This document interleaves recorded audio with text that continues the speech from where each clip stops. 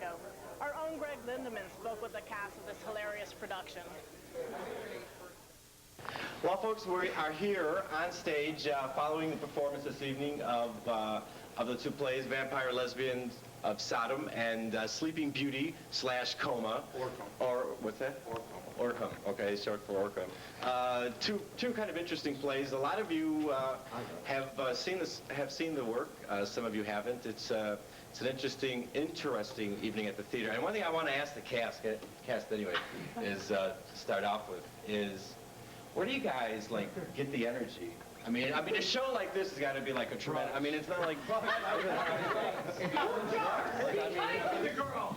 These are but her last few moments on earth. Yeah. They shall be ours if her screams bring forth the succubus. Please, sir, I beg of you, if there was any shred of pity or tenderness in your heart, please do not deliver me to the succubus.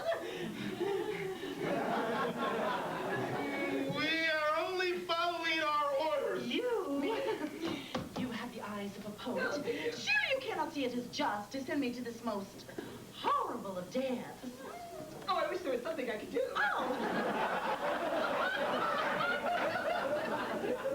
You guys come out here and you do this show, and do you ever feel like they're not getting it out there? I mean, have you ever come out here? Always. Yeah. It's only a comedy. We're just kidding. I mean, have you had like nights where you come out here and you've done this show and they're not catching on? Oh, yeah. If I see a lot of print dresses, I know we're in trouble. Or blue hair. Yeah. Or blue hair. Then we Don't be new to these parts. Where do your people hail from? I hail from Ishbar, in Asia Minor. You know, the Fertile Crescent.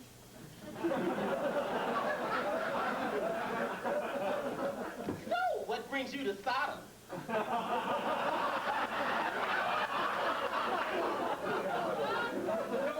But I've come to seek my fortune. I mean, the scene in the theater scene in Chicago, anyway, seems to be taking on a lot of different dimensions. A lot of people are doing different things. I think it's becoming more risky.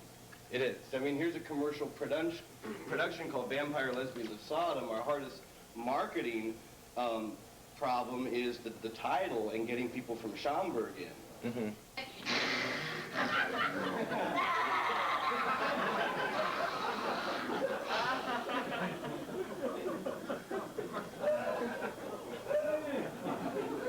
Are you a courtesan?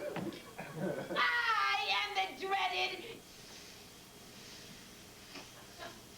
succubus. And then I went to New York and saw it because it's really tough to read style like is in the show into a script at times. And it was funny, and I thought, but I thought we could do it better here in Chicago. And there's a lot of the comments we hear is that this production's a lot better than the one that was in New York. And how, you may ask, do I face the prospect of a millennium of time on my hands? What keeps me going is a sense of humor. There ran a myriad of people that I knew could play the roles better.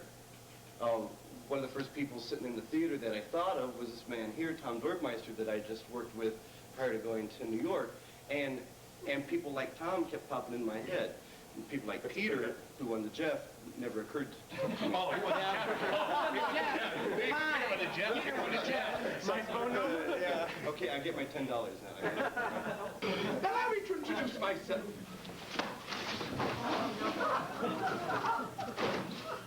I'm Grigori Salazar, vampire hunter.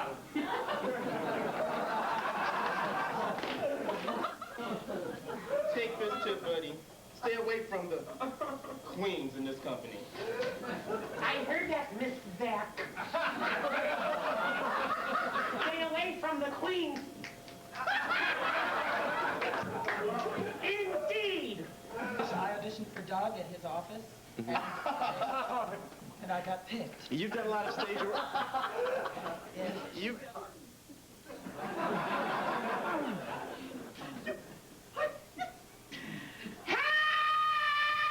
Another peep out of you will rip your tongue out, which will transform you into hatred hags.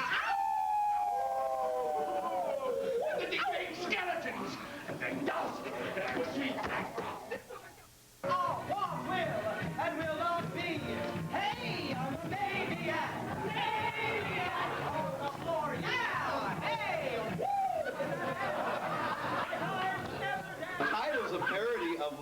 like horrid B movies like Attack of the Killer Tomatoes and like The Ants That Ate My Pants and stuff like that. Vampire Lesbians of Sodom. So you would...